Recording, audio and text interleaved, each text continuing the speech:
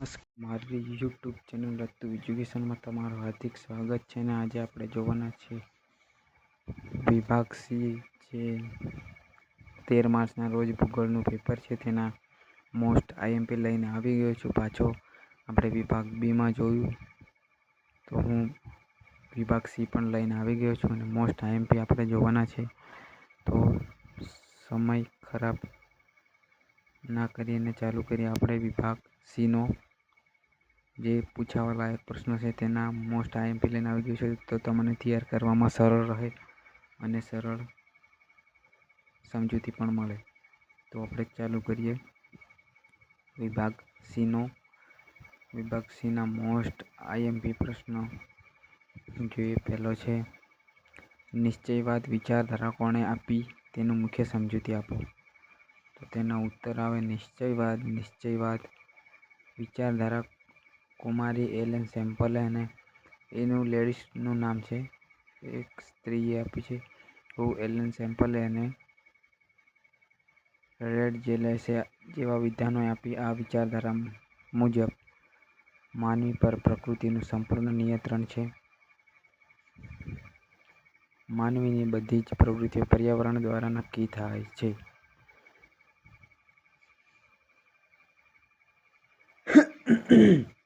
બીજું આપણે જોવાના સંવાદ શબ્દનો સૌપ્રથમ પ્રયોગ કોણે કર્યો તો તેના કોના પ્રાધાન્યમાં આપવામાં આવ્યો છે? તો તેનો જવાબ આવે સંવાદ શબ્દનો સૌપ્રથમ ઉપયોગ લ્યુશિયન ફેબરે કર્યો હતો અને વિચારધારામાં પ્રકૃતિ કરતાં માનવીને વધુ પ્રાધાન્ય આપવામાં આવે છે. એ મુજબ માનવી પ્રકૃતિના તત્વોનો ઉપયોગ કરવા સ્વતંત્ર છે. તેનો જવાબ આવે તો આ તૈયાર કરી લેવું તમારે. આઈએમપી છે, પૂછાવા લાયક છે. ત્રીજું જોઈએ આપણે વસ્તી ગીચતા એટલે શું અને તેને અસર કરતા કોઈ પણ બે આર્થિક પરિબળો જણાવો. આ છે ને 1000% કાલના પેપરમાં હશે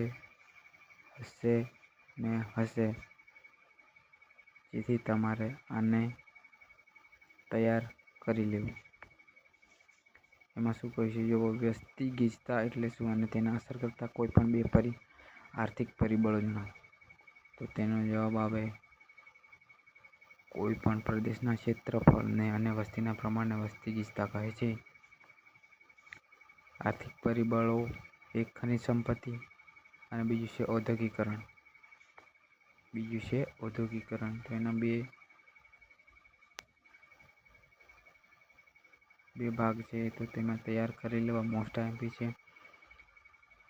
અને ચોથું છે વસ્તી વૃદ્ધિ એટલે શું? ભારતમાં વસ્તી વધારાના બે મુખ્ય કારણો લખો. આ પણ પૂછાઈ શકે, તો આ પણ તૈયાર કરવો. તો તેનો જવાબ આવે બે સમયગાળા વચ્ચે કોઈ પ્રદેશની વસ્તીમાં થતા ફેરફારને વસ્તી વૃદ્ધિ કહે છે. કારણો ઊંચા જન્મદર અને નીચો મૃત્યુદર. બે છે, તમે જોઈ શકો છો, બે જ છે. અને પાંચમાની વાત કરીએ તો આપણે સ્થળાંતરના પ્રકાર જણાવો. આ આઈએમપી છે. આઈએમપી એને તૈયાર કરી લેવું. તેનો જવાબ આવે સ્થળાંતરમાં મુખ્ય બે પ્રકારો છે. આંતરિક સ્થળાંતર દેશની સરહદની અંદર થતું સ્થળાંતર, દાખલા તરીકે ગામડાથી શહેરમાં. આંતરરાષ્ટ્રીય સ્થળાંતર એક દેશમાંથી બીજા દેશમાં થતું સ્થળાંતર. તૈયાર કરી લેવું તમારે. તમને ના સમજ પડે તો સ્ક્રીનશોટ પાડીને તમારે તૈયાર કરવું. છઠ્ઠાની વાત કરીએ તો ખેંચાણ બળો અને ધકેલ બળો વચ્ચેનો તફાવત. ખેંચાણ બળો અને ધકેલ બળનો તફાવત છે. તો ખેંચાણ બળો શહેરની સુવિધાઓથી આકર્ષક લોકો સ્થળાંતર, દાખલા તરીકે શિક્ષણ, રોજગારી. ધકેલ બળો વતન સુવિધાઓના અભાવ હોવાથી લોકો જરૂરિયાત બહાર જવું પડે છે, દાખલા તરીકે બેરોજગારી, યુદ્ધ. તો આ તૈયાર કરી લેવો મોસ્ટ આઈએમપી છે.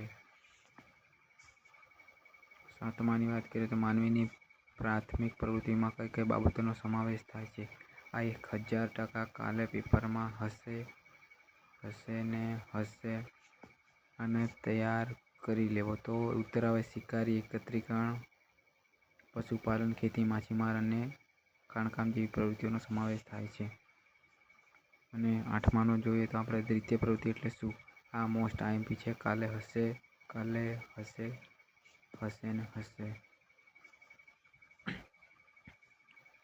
તેનો જવાબ આવે પ્રકૃતિ સંસાધનોના મૂલ્યવાન ચીજવસ્તુઓનું રૂપાંતર કરવાની પ્રક્રિયાને દ્વિતીયક પ્રવૃત્તિ કહેવાય છે. ઉદાહરણ તરીકે કપાસમાંથી કાપડ બનાવવું, શેરડીમાંથી ખાંડ બનાવવી તેના મુખ્ય ઉદાહરણો છે. તો આપણે 9માની જોઈએ.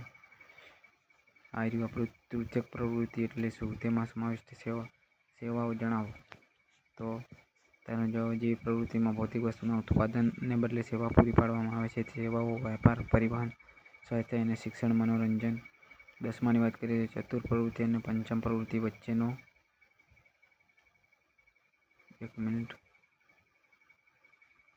મુખ્ય તફાવત શું છે? તો ઉત્તર ચતુર્ની પ્રવૃત્તિ માહિતીના સંસાધનોને વહેંચણ, દાખલા તરીકે સોફ્ટવેર સાથે જોડાયેલી જ્યારે પંચમ પ્રવૃત્તિ ઉચ્ચ કક્ષાના નિર્ણયના નીતિ નિર્ધારક, દાખલા તરીકે વૈજ્ઞાનિકો, સલાહકારો સાથે જોડાયેલી છે.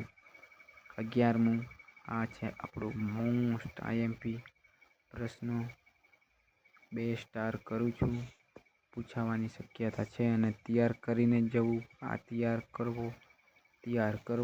કરવો.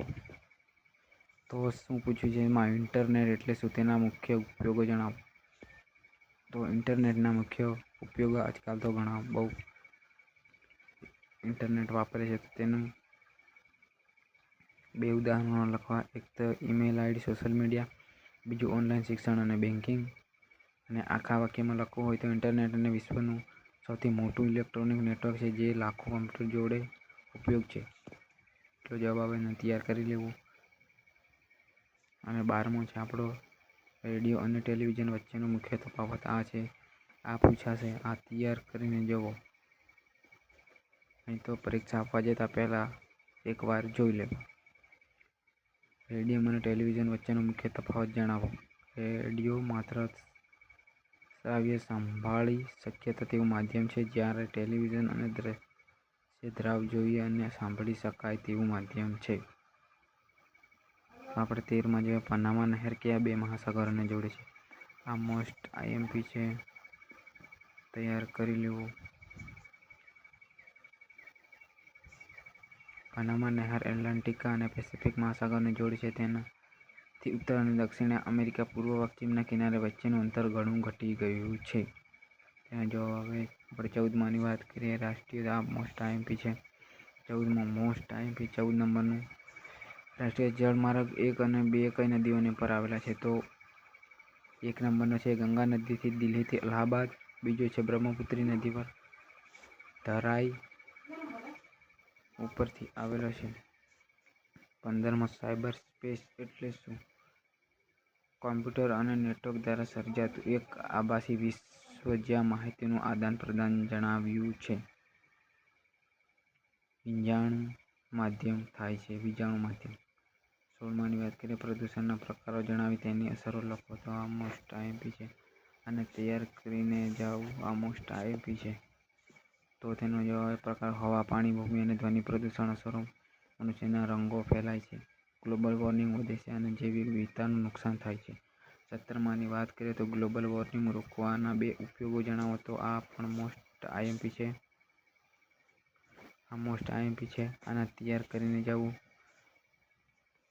ગ્લોબલ વોર્મિંગના રોકાણ માટે 2 ઉપાયો તો એક વધુમાં વધુ વૃક્ષો વાવવા અને બીજું છસમીભૂત ઈંધણ પેટ્રોલ કોલસાનો વપરાશ ઘટાડ્યો. સૌર ઉર્જાનો ઉપયોગ વધારવો. તો વૃક્ષો વાવવા વધારેમાં વધારે અને પેટ્રોલ કોલસાનો ઉપયોગ ઓછો કરવો અને સૌર ઉર્જાનો ઉપયોગ કરવો, જેથી સોલારનો ઉપયોગ કરવો વધારે. તેમાં તે લખી દેવાનું છે. 18મો આંકડાકીય માહિતીના સ્ત્રોત કયા કહે છે? આ મોસ્ટ આઈએમપી છે. આમાં આવશે ને આવશે. આ તૈયાર કરી જેવા. તો એનો જવાબ આવે છે પ્રાથમિક સ્ત્રોત પ્રત્યે મુલાકાત કે સર્વેક્ષણ. બીજું છે દ્વિતીય સ્ત્રોત પુસ્તકો, સરકારી અહેવાલો, ઇન્ટરનેટ. 19માં વિભાજિત વર્તુળ આલેખ ક્યારે દોરવામાં આવે છે? આ આઈએમપી છે. આ પૂછાશે અને તૈયાર કરીને જાઓ. જ્યારે કોઈ કુલ આંકડાકીય માહિતીને તેના પેટા વિભાગ દર્શાવવામાં હોય ત્યારે વિભાજિત વર્તુળ આલેખ દોરવામાં આવે છે. 20મો છે આપણો લાસ્ટ, ભૌગોલિક માહિતી તંત્ર GISના 2 ઉપયોગો જણાવો. તો આ મોસ્ટ આઈએમપી છે. તૈયાર કરીને જવા. પછી આપણે સાંજના પેપર સોલ્યુશન કરશું. તમારે 1000% મારી યુટ્યુબ ચેનલમાં જોઈ લેવાનું કે મેં આપેલા આઈએમપી મોટા ભાગના હશે. તો તેનો જવાબ આવે આપત્તિ વ્યવસ્થાના પૂર ભૂકંપના આયોજન માટે ટેલિફોન અને વીજળીની લાઇનોમાં નેટવર્ક ગોઠવવામાં આવે છે. તો આપણા 20 MCQ થઈ ગયા છે. અને જો તમને પસંદ આવે તો વિડીયો લાઈક કરો, સબસ્ક્રાઈબ કરો, તમારા મિત્રોને લિંક શેર કરો જેથી કરીને આગળ તેને મળે. અને આ વિભાગ સી છે. આપણે વિભાગ ડીનો પણ રાત્રે આવવાનો છે લઈને. તો ત્યાર સુધી તમે આ તૈયાર કરી લો જેથી તમને વિભાગ સી મોસ્ટ આઈએમપી પ્રશ્નો છે તમે તૈયાર કરી લેજો. આ પૂછાશે. 20 એવા પ્રશ્નો છે જે વારંવાર પૂછાયેલા છે, લેવામાં આવ્યા છે. આ બ્લુપ્રિન્ટ એની છે. વારંવાર પૂછાતા પ્રશ્નો આ 20 એ જ છે જે વારંવાર પૂછાય છે. તો તમે મારી યુટ્યુબ ચેનલ સબસ્ક્રાઈબ કરો, લાઈક કરો અને શેર કરો વિડીયો જેથી કરીને તમારા મિત્રોને ખબર પડે કે આઈએમપી તૈયાર કરવા. તો મળીએ આપણે નેક્સ્ટ વિડીયો વિભાગ ડીમાં.